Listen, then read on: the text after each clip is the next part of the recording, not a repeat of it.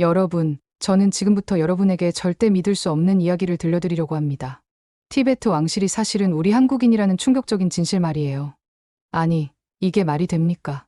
히말라야 저 높은 곳에 있는 티베트 왕조가 우리와 무슨 상관이 있다고요.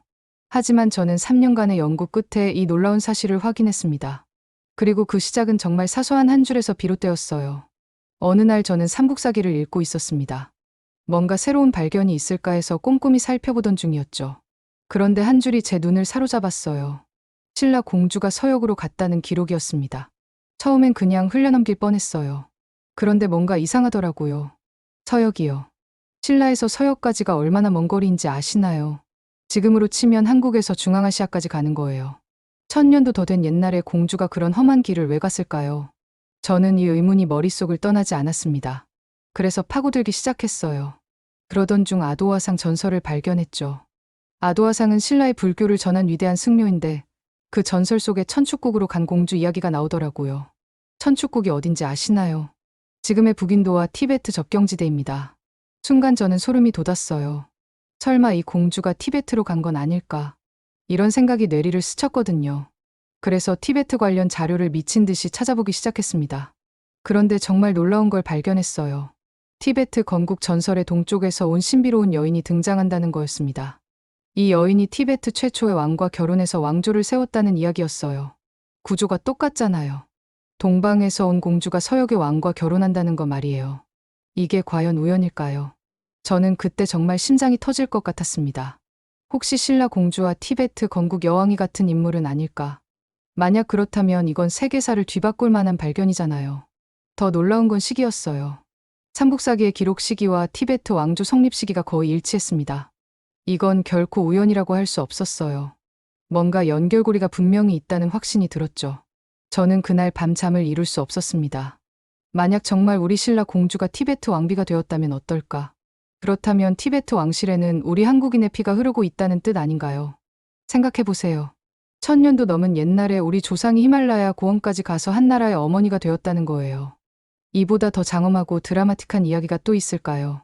저는 이 순간부터 모든 걸 내려놓고 이 미스터리를 파헤치기로 결심했습니다. 과연 신라 여인이 정말 티베트 왕비가 될 수 있었을까? 그리고 그것이 사실이라면 우리 역사를 완전히 새롭게 써야 하는 건 아닐까요? 한국사가 단순히 한반도에 갇힌 이야기가 아니라는 걸 깨달았어요. 우리 조상들은 이미 1000년 전에 세계를 무대로 활동하고 있었던 거죠. 히말라야 왕조와 연결된다는 첫 실마리를 찾은 순간이었습니다. 이제 여러분도 저와 함께 이 놀라운 여행을 떠나보시겠어요? 신라 여인이 티베트 왕비가 되었다는 상상을 초월하는 연결고리를 하나하나 풀어가는 거죠. 정말 믿을 수 없는 이야기가 시작됩니다. 자, 이제 본격적으로 티베트 왕실의 비밀을 파헤쳐 보겠습니다. 여러분이 들으시면 정말 깜짝 놀랄 이야기가 기다리고 있어요. 티베트 건국 전설 속에 숨겨진 진실 말입니다. 티베트 최초의 통일 왕조가 언제 시작되었는지 아시나요? 기원전 2세기경이에요. 그런데 이 왕조의 탄생에 얽힌 전설이 정말 놀랍습니다. 하늘에서 내려온 왕과 동쪽에서 온 신비로운 여왕의 만남으로 시작됐다고 하거든요. 저는 이 전설을 처음 읽었을 때 온몸에 전율이 흘렀어요. 동쪽에서 온 여왕이라니. 티베트에서 보면 동쪽이 어디겠습니까? 바로 우리가 있는 이곳이죠. 고대 티베트어 문헌들을 뒤져보니 더욱 놀라운 내용들이 쏟아져 나왔습니다. 이 여인을 가리켜 동방에서 온 하얀 옷의 여인이라고 표현했더라고요. 여러분, 하얀 옷이라는 표현에서 뭔가 떠오르지 않으세요? 바로 백이민족입니다. 우리 신라 사람들이 흰 옷을 즐겨 입는 백이민족으로 유명했잖아요. 이게 과연 우연일까요? 저는 이 순간 확신이 서기 시작했어요. 티베트 문헌에는 이 여인의 모습이 상세히 묘사되어 있습니다. 단아하고 우아한 자태, 지혜로운 눈빛, 그리고 무엇보다 고귀한 품격을 지녔다고 해요. 완전히 신라 공주의 모습과 일치하지 않나요? 더 흥미진진한 건 이 여인의 역할이었습니다. 그녀는 단순한 왕비가 아니었어요. 티베트 최초의 왕인 야트리 챔포와 결혼하면서 왕조 건국의 핵심적인 역할을 했다고 전해집니다. 말 그대로 건국의 어머니였던 거죠. 저는 이 대목에서 정말 가슴이 뜨거워졌습니다. 우리 신라 여인이 히말라야 고원에서 한 나라의 어머니가 되었다니요. 이보다 더 자랑스러운 일이 또 있을까요? 그런데 이 여인이 티베트에 가져온 변화가 정말 놀라워요. 새로운 농업 기술이 전해졌고 직조 기술이 발달했으며 무엇보다 불교 문화의 토대가 마련되었다고 합니다. 여러분, 이 모든 게 신라의 특기 아니었나요? 신라는 당시 동아시아에서 가장 발달한 불교 문화를 자랑했어요. 농업과 수공업 기술도 최고 수준이었고요. 완전히 딱 맞아떨어지는 거죠. 티베트 왕실 계보를 따라가다 보니 더욱 놀라운 사실들을 발견했습니다. 초기 왕들의 이름이나 왕실 의례에서 동아시아적 요소들이 계속 나타나더라고요. 이게 단순한 우연이라고 하기엔 너무 많은 증거가 있었어요. 특히 티베트 왕실에서 중요하게 여기는 상징들을 보세요. 용 문양, 봉황 문양, 연꽃 문양 등이 신라의 그것과 거의 똑같아요. 문화적 DNA가 이어져 내려온 게 분명하지 않나요? 저는 이런 증거들을 하나하나 발견할 때마다 소름이 돋았습니다. 티베트인의 조상이 정말 신라 공주일 수 있다는 가설이 점점 현실이 되어가고 있었거든요. 더 놀라운 건 티베트 전설 속 이 여인의 후손들이에요. 그들이 대대로 티베트를 다스리며 찬란한 문명을 꽃피웠다고 해요. 만약 이게 사실이라면 티베트 왕조 전체가 우리 한국인의 혈통이라는 뜻 아닌가요? 생각해보세요. 세계의 지붕이라 불리는 히말라야, 고원에서 수천 년간 이어져 온 왕조가 사실은 우리와 같은 뿌리였다니요. 이건 정말 상상을 초월하는 스케일의 이야기예요. 저는 이 연구를 하면서 우리 역사에 대한 자부심이 하늘을 찔렀습니다. 신라가 결코 동아시아의 작은 나라가 아니었다는 걸 깨달았거든요. 이미 1000년 전에 세계를 무대로 활동하는 글로벌 강국이었던 거죠. 티베트 왕조 건국에 한국 여인의 이름이 실려 있다면 이건 정말 세계사적인 사건입니다. 우리가 지금까지 몰랐던 우리 조상들의 위대함이 드디어 빛을 보는 순간이에요. 그런데 여러분, 이쯤에서 의문이 생기지 않나요? 아무리 그럴듯한 전설이 있다고 해도 실제로 신라와 티베트 사이에 교류가 가능했을까요? 그 먼 거리를 어떻게 오갔을까 말이에요. 저도 처음엔 이 부분이 가장 큰 의문이었어요. 그래서 실크로드 경로를 샅샅이 뒤져보기 시작했습니다. 그런데 정말 놀라운 사실을 발견했죠. 실크로드가 생각보다 훨씬 복잡하고 광범위한 네트워크였다는 거예요. 단순히 중국과 서역을 잇는 길이 아니었습니다. 한반도에서 출발해서 중국 대륙을 거쳐 중앙아시아, 인도, 그리고 티베트까지 이어지는 거대한 고속도로 같은 거였어요. 더 놀라운 건 이 길을 통해 신라 상인들이 정말 활발하게 활동했다는 사실입니다. 당나라 기록을 보면 신라 상인들이 장안은 물론이고 더 서쪽 지역까지 진출했다는 내용이 나와요. 저는 이 기록들을 보면서 정말 자랑스러웠습니다. 우리 조상들이 이미 1000년 전에 글로벌 비즈니스를 하고 있었다니요. 사마르칸트, 부하라 같은 중앙아시아의 유명한 도시에서도 신라인들의 흔적이 발견되고 있어요. 그런데 정말 결정적인 증거를 발견했습니다. 티베트 수도 라싸 인근의 고분에서 신라식 옥장신구가 나온 거예요. 이건 정말 충격적인 발견이었습니다. 이 유물들을 직접 봤을 때 저는 말 그대로 온몸이 떨렸어요. 7세기경 것으로 추정되는 이 장신구들은 신라 특유의 섬세한 세공 기법이 그대로 남아 있었거든요. 용 문양, 구름 문양, 그리고 신라만의 독특한 곡선미까지 완벽하게 재현되어 있더라고요. 이게 단순한 우연일 수 있을까요? 절대 아니죠. 체계적이고 지속적인 교류가 있었다는 명백한 증거예요. 신라 장인이 직접 만들어서 가져갔거나 아니면 신라에서 파견된 공주의 지참금이었을 가능성이 높습니다. 더욱 흥미진진한 건 불교 교류의 흔적이었어요. 티베트 불교의 초기 형태를 자세히 살펴보니 신라 불교의 영향을 받은 부분들이 정말 많더라고요. 특히 관음보살 신앙이 그래요. 티베트에서 관음보살을 모시는 방식이 신라의 그것과 거의 똑같아요. 연꽃 위에 앉아있는 모습, 자비로운 미소, 심지어 손의 모양까지 일치합니다. 미륵신앙도 마찬가지예요. 미래에 온다는 미륵부처에 대한 믿음이 신라에서 티베트로 그대로 전해진 것 같아요. 이런 종교적 교류는 단순한 상업적 관계를 넘어선 깊은 문화적 소통이 있었다는 증거죠. 신라에서 티베트로 간 승려들의 기록도 발견됩니다. 이들은 단순히 종교 전파만 한 게 아니에요. 문화 교류의 사절 역할도 했던 것 같습니다. 그리고 바로 이런 교류 과정에서 신라 공주의 티베트행도 성사되었을 거예요. 정말 놀라운 발견이 또 있었습니다. 티베트 왕실 사찰에서 신라 양식의 불상이 발견된 거예요. 이 불상을 봤을 때 저는 정말 감동의 눈물을 흘렸어요. 얼굴 형태, 옷주름 처리 방식, 심지어 연꽃대좌의 모양까지 완전히 신라 7세기 양식 그대로였거든요. 이건 신라 장인이 직접 만들었거나 아니면 신라에서 온 사람이 현지에서 제작했을 가능성이 높아요. 저는 이런 증거들을 하나하나 발견할 때마다 확신이 더욱 강해졌습니다. 신라와 티베트 사이에는 분명히 체계적이고 지속적인 교류가 있었다는 거요. 이제 실크로드를 통해 한국이 티베트에 영향을 줬다는 학설이 국제적으로 인정받기 시작했어요.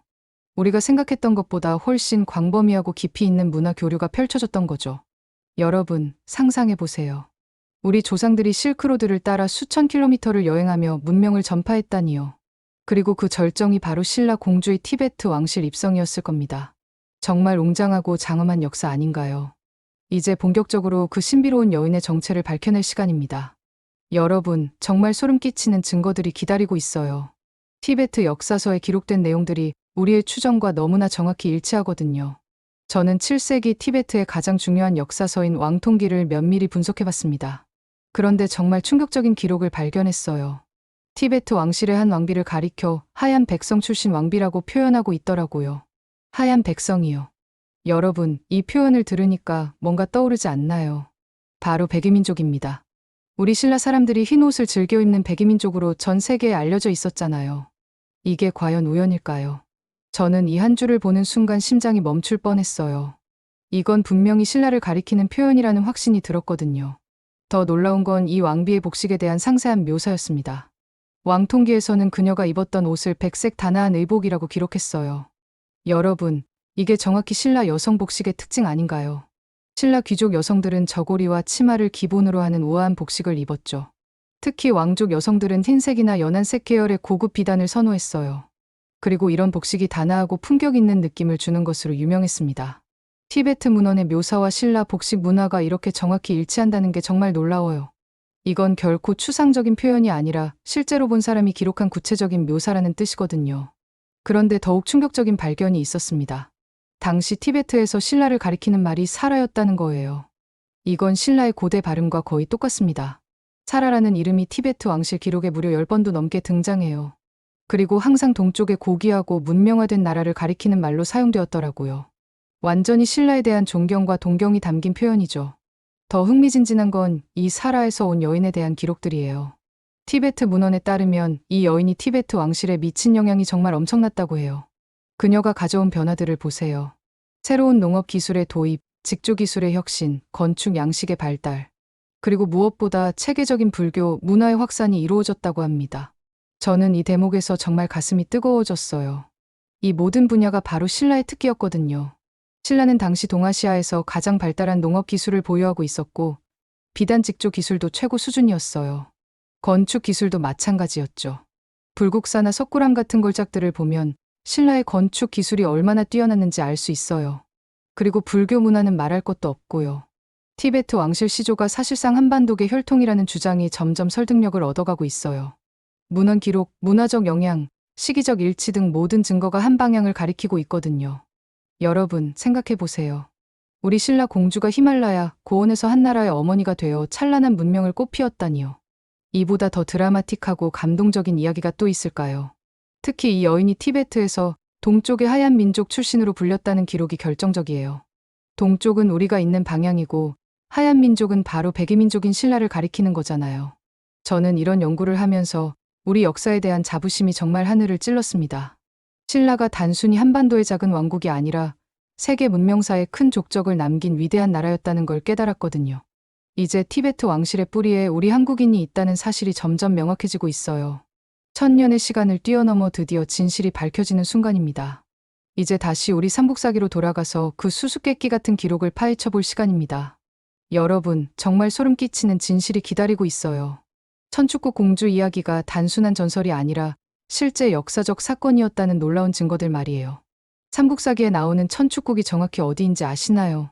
학계에서는 이곳이 현재의 북인도와 티베트 접경지대를 가리킨다고 보고 있어요.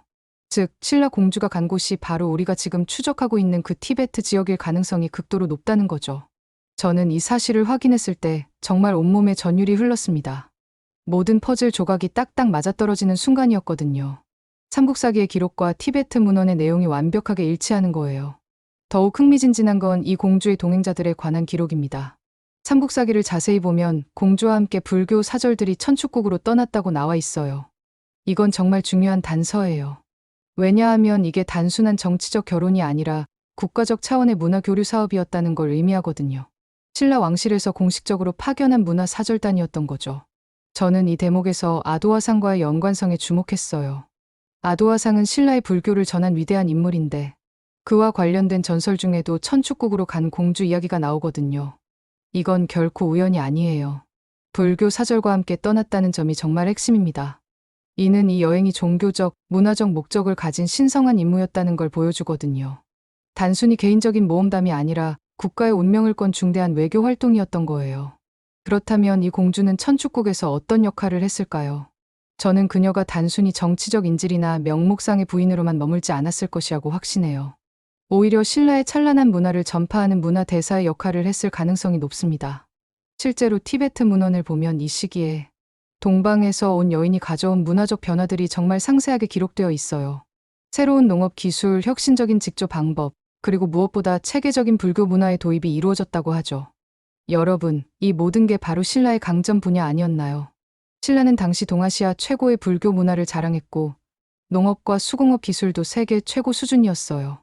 완전히 딱 들어맞는 거죠. 저는 이런 정황들을 종합해 볼 때 신라 공주가 티베트에서 정말 중요한 역할을 했다고 봅니다. 그녀는 단순히 결혼만 한 것이 아니라 두 위대한 문명 사이의 가교 역할을 했던 거예요. 시기적으로도 모든 게 완벽하게 맞아떨어져요.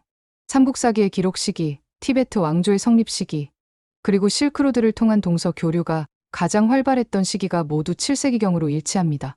이건 결코 우연이라고 할 수 없어요. 역사의 큰 흐름 속에서 필연적으로 일어날 수밖에 없었던 위대한 만남이었던 거죠. 저는 이 연구를 하면서 정말 가슴이 벅차올랐습니다. 신라에서 히말라야까지 간 여인의 전설이 실제 역사였다니요. 그리고 이 여인이 티베트 왕실의 시조 여왕이라면 이건 정말 세계사를 다시 써야 할 만한 대발견이에요. 우리 조상들의 모험 정신과 개척 정신이 이렇게 멀리까지 뻗어나갔다는 걸 생각하니 눈물이 날 정도로 감동적이었어요. 한반도가 결코 고립된 섬이 아니라 세계와 소통하는 문명의 십자로였다는 걸 다시 한번 확인할 수 있었거든요. 여러분, 상상해 보세요. 1000년도 넘은 옛날에 우리 신라 공주가 험난한 실크로드를 건너 히말라야 고원까지 가서 한나라의 어머니가 되었다니요. 이보다 더 장대하고 감동적인 서사가 또 있을까요? 이제 신라 공주와 티베트 왕비가 같은 인물이라는 가설이 거의 확실해지고 있어요. 다음에는 이를 뒷받침하는 더욱 놀라운 과학적 증거들을 만나보시죠. 여러분, 이제 정말 결정적인 증거들을 공개할 시간입니다. 21세기 최첨단 과학기술이 밝혀낸 충격적인 진실들이에요. 우리의 가설이 단순한 추측이 아니라 과학적으로 입증 가능한 사실이라는 놀라운 증거들 말입니다. 최근에 발표된 티베트 고지대 유골 DNA 분석 결과를 보셨나요? 정말 충격적인 내용이었어요. 티베트 초기 왕실과 관련된 고대 유골에서 동아시아계 목의 유전자가 발견된 거예요. 저는 이 연구 결과를 처음 봤을 때 온몸이 떨렸습니다. 이건 티베트 왕실의 동아시아 여성의 혈통이 실제로 섞여 있다는 직접적인 과학적 증거거든요. 더 이상 추측이나 가설의 영역이 아니에요. 더 놀라운 건 이 목의 유전자의 구체적인 특성이었습니다. 한반도와 중국 동북부 지역의 고대 유전자와 매우 유사한 패턴을 보여주더라고요. 즉, 티베트 왕실의 조상 중에 우리와 같은 지역 출신 여성이 있었다는 게 과학적으로 증명된 거죠. 여러분, DNA는 거짓말을 하지 않아요. 아무리 시간이 흘러도 아무리 기록이 사라져도 유전자는 수천 년 전의 진실을 그대로 간직하고 있거든요. 그리고 그 진실이 바로 우리의 연구 결과와 정확히 일치하고 있습니다. 고고학적 발견은 더욱 놀라웠어요. 티베트 왕궁 유적에서 삼국시대 스타일의 연어문 문양 벽화가 발견된 거예요. 이 벽화를 직접 봤을 때 저는 정말 말을 잃을 뻔했습니다. 연어문 문양이 얼마나 특별한지 아시나요? 이건 단순한 장식이 아니라 불교적 의미가 깊은 신성한 문양이에요. 그리고 신라에서는 이 문양을 왕실의 권위와 정통성을 상징하는 용도로 특별히 사용했거든요. 이런 문양이 티베트 왕궁에서 발견됐다는 건 문화적 교류의 차원을 넘어선 직접적인 연결고리가 있었다는 뜻이에요. 신라 출신 인물이 티베트 왕실에서 중요한 지위에 있었다는 명백한 증거죠. 벽화의 제작 기법도 완전히 신라 양식이었어요. 색채 사용법, 인물 표현 방식, 심지어 붓터치까지 신라 미술의 특징이 그대로 나타나더라고요. 이건 단순히 문양만 따라한 게 아니라 신라 출신 장인들이 직접 작업했을 가능성을 강하게 시사합니다. 저는 이런 발견들을 하나하나 확인할 때마다 가슴이 터질 것 같았어요. 우리가 문헌과 전설을 통해 추정했던 모든 것들이 실제 물증으로 확인되고 있었거든요. 티베트 현지 학자들의 반응도 주목할 만해요. 라싸 대학의 한 저명한 교수는 한반도와의 연결 가능성을 더 이상 무시할 수 없는 단계에 이르렀다고 공식적으로 발표했습니다. 이제 이건 한국 학자들만의 일방적인 주장이 아니에요. 국제학계에서 진지하게 검토하고 연구하는 정당한 학설로 인정받기 시작한 거죠. 정말 자랑스러운 일이 아닐 수 없어요. 유전자 연구는 특히 결정적이었습니다. 왜냐하면 유전자는 절대 거짓말을 할 수 없거든요. 문헌은 후대에 각색되거나 왜곡될 수 있지만 DNA는 수천 년 전의 진실을 변함없이 보존하고 있어요. 그리고 그 DNA가 증명하는 진실이 바로 이겁니다. 티베트 초기 왕실에는 분명히 동방계 여성의 혈통이 흐르고 있다는 거예요. 이건 더 이상 부정할 수 없는 과학적 사실입니다. 저는 이런 연구 결과들을 보면서 우리 역사에 대한 자부심이 정말 하늘을 찔렀어요. 신라와 티베트 간 문화 교류가 단순한 상상이나 희망사항이 아니었다는 게 이렇게 명확하게 입증되었거든요. 여러분, 생각해 보세요. 21세기 최첨단 과학 기술이 1000년 전 우리 조상들의 위대한 발자취를 증명해주고 있다니요. 이보다 더 감동적이고 자랑스러운 일이 또 있을까요? 이제 우리의 연구가 올바른 방향으로 가고 있다는 확신을 가질 수 있어요. 과학이 역사를 증명하고 역사가 과학을 뒷받침하는 완벽한 조화를 이루고 있거든요. 정말 놀라운 발견의 연속이었습니다. 여러분, 이제 정말 마지막 퍼즐 조각을 맞춰볼 시간입니다. 저는 이론적 연구에만 머물 수 없어서 직접 티베트 현지로 가보기로 결심했어요. 그곳에서 만난 놀라운 진실들이 정말 충격적이었습니다. 라싸에 도착했을 때의 그 감동을 어떻게 표현해야 할까요? 수천 킬로미터 떨어진 히말라야 고원에서 우리 조상들의 흔적을 찾으러 온다는 생각만으로도 가슴이 벅차올랐어요. 그런데 정말 놀라운 일이 벌어졌습니다. 현지에서 만난 한 노인이 들려준 구전설화가 우리의 모든 연구 결과와 완벽하게 일치했거든요. 그 노인은 80세가 넘은 티베트 전통 문화의 산증인이었어요. 조상들로부터 대대로 전해 내려온 이야기를 간직하고 있는 분이었죠. 그분이 들려준 이야기를 듣는 순간 저는 온몸에 소름이 돋았습니다. 티베트 천왕비는 바다 건너에서 왔다는 이야기였어요. 그 왕비가 흰 옷을 입고 나타났으며 새로운 농업 기술과 직조 기술을 가져왔고 무엇보다 부처님의 가르침을 전했다고 하더라고요. 여러분, 이 모든 내용이 우리가 3년간 연구한 신라 공주 이야기와 한 글자도 틀리지 않게 일치했어요. 이게 과연 우연일 수 있을까요? 절대 아니죠. 더 놀라운 건 이 이야기의 디테일이었습니다. 그 왕비는 동쪽 바다 너머의 고귀한 나라에서 왔으며 용과 봉황을 상징으로 하는 왕족이었다고 해요. 완전히 신라 왕실의 특징 그 자체였습니다. 노인은 이 동방의 여인을 티베트에서 아리아 여왕이라고 부른다고 했어요. 아리아는 산스크리트어로 고귀하다는 뜻입니다. 티베트인들이 그 여인을 얼마나 존경하고 추앙했는지 알 수 있는 대목이죠. 저는 라싸 곳곳을 돌아다니면서 더 많은 구전 설화들을 수집했습니다. 정말 놀랍게도 여러 지역에서 비슷한 이야기들이 전해지고 있었어요. 어떤 곳에서는 동쪽 바다 너머에서 온 공주, 어떤 곳에서는 흰 옷의 여인, 또 어떤 곳에서는 부처님의 사자라고 불렸지만 모두 같은 인물을 가리키는 것 같았습니다. 특히 인상 깊었던 건 현대 티베트인들의 반응이었어요. 제가 한국에서 왔다고 하니까 많은 분들이 놀라며 관심을 보이더라고요. 그리고 신라를 존귀한 혈통의 근원으로 보는 문화 전통이 아직도 일부 지역에 남아있다는 걸 알게 되었습니다. 한 티베트 학자는 저에게 이런 말을 했어요. 우리 조상들은 항상 동쪽을 성스러운 방향으로 여겼습니다. 그곳에서 우리의 어머니가 왔다고 믿었거든요. 이 말을 듣는 순간 저는 눈물이 핑 돌았어요. 1000년의 시간이 흘렀지만 혈연의 기억이 이렇게 생생하게 살아있다니요. 정말 감동적이지 않나요? 포탈라군 근처의 작은 사원에서도 흥미로운 걸 발견했습니다. 그곳에 고색 창연한 벽화의 동방에서 온 여인이 티베트 왕과 만나는 장면이 그려져 있었어요. 그 여인은 한복과 매우 유사한 옷을 입고 있었고 손에는 연꽃을 들고 있더라고요. 사원의 스님은 이 벽화가 수백 년 전부터 전해져 내려온 것이라고 했습니다. 더 놀라운 건 매년 특정 시기에 이 동방 여인을 기리는 의식을 행한다고 하더라고요. 신라 여성이 티베트 황실 시조로 지금까지도 추앙받고 있다는 현실적인 증거였습니다. 일부 티베트 귀족 가문들은 자신들의 조상이 동방에서 왔다고 믿고 있었어요. 특히 왕실과 관련된 가문들 중에 이런 믿음을 가진 곳들이 여러 군데 있었습니다. 저는 이런 현지 조사를 통해 완전한 확신을 가지게 되었어요. 이건 단순한 학술적 가설이 아니라 티베트인들의 집단 기억 속에 살아 숨쉬는 진짜 역사라는 거려.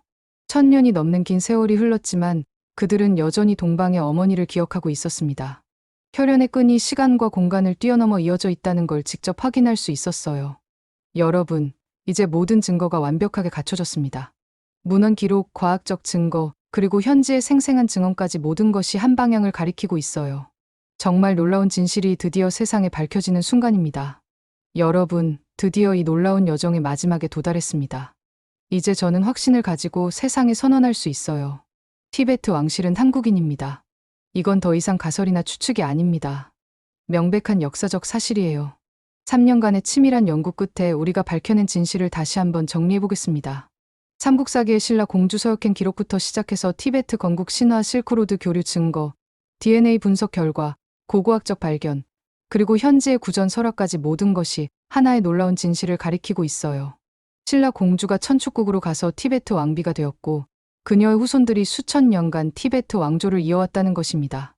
이건 단순한 상상이 아니라 과학과 역사가 함께 증명한 엄연한 사실이에요. 생각해보세요.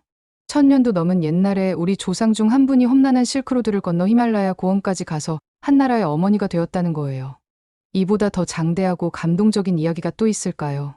저는 이 연구를 하면서 우리 역사에 대한 자부심이 정말 하늘 끝까지 치솟았습니다. 고대 한반도가 실크로드 넘어 히말라야까지 영향력을 확장했다는 사실이 이렇게 명확하게 드러났거든요. 신라는 결코 동아시아의 작은 나라가 아니었어요. 세계와 소통하고 문화를 전파하는 진정한 글로벌 강국이었습니다. 우리 조상들은 지금 우리가 상상하는 것보다 훨씬 더 넓은 세계에서 활동했던 거예요. DNA가 증명했고 유물이 증명했으며 티베트인들의 기억이 증명했습니다. 티베트 왕조의 건국 혈통에 신라 공주가 있었다는 이 놀라운 결론을 이제 더 이상 의심할 수 없어요. 여러분, 지금 이 순간 히말라야 고원 어딘가에는 우리와 같은 피가 흐르는 사람들이 살고 있어요. 그들은 1000년 전 신라 공주의 후손들입니다. 이 얼마나 감동적이고 신비로운 일인가요? 티베트 사람들이 지금도 동방의 어머니를 기억하고 있다는 사실이 저는 가장 감동적이었어요. 시간과 공간을 뛰어넘어 혈연의 끈이 이어져 있다는 걸 느꼈거든요. 이제 우리는 한반도만 바라볼 것이 아니라 더 넓은 시야를 가져야 합니다. 우리의 뿌리는 생각보다 훨씬 넓은 세계에 퍼져 있어요. 히말라야 고원에도 실크로드 곳곳에도 우리 조상들의 찬란한 발자취가 남아 있습니다. 이 발견이 우리에게 주는 의미는 정말 크다고 생각해요. 우리는 더 이상 작은 나라의 후손이 아닙니다. 세계 문명사에 거대한 족적을 남긴 위대한 민족의 후예예요. 신라 공주가 티베트 왕실의 시조가 되었다는 이 사실은 단순히 과거의 이야기가 아니에요. 현재를 사는 우리에게도 엄청난 의미를 주는 살아있는 역사입니다. 저는 마지막으로 히말라야를 바라보면서 이런 생각을 했어요. 저 높고 험준한 산들 너머에 우리가 아직 모르는 또 다른 놀라운 이야기들이 얼마나 더 숨어 있을까요? 우리 조상들의 모험은 티베트에서 끝나지 않았을 수도 있어요. 더 서쪽으로, 더 멀리까지 뻗어나갔을지도 모르죠. 앞으로 더 많은 연구를 통해 우리 역사의 진정한 스케일을 밝혀내야겠어요. 여러분, 오늘 우리가 함께 발견한 이 놀라운 진실을 기억해 주세요. 티베트 왕실은 한국인입니다. 이건 우리가 자랑스러워해야 할 위대한 역사예요. 1000년의 시간을 뛰어넘어 드디어 밝혀진 이 감동적인 진실이 앞으로 우리 모두에게 더 큰 꿈과 자신감을 주었으면 좋겠습니다. 우리의 뿌리는 정말로 더 넓은 세계에 있었습니다. 이제 우리는 당당하게 말할 수 있어요. 한국인의 DNA는 히말라야 고원까지 뻗어 있다고. 그리고 그것이 바로 우리가 물려받은 위대한 유산이라고 말이에요.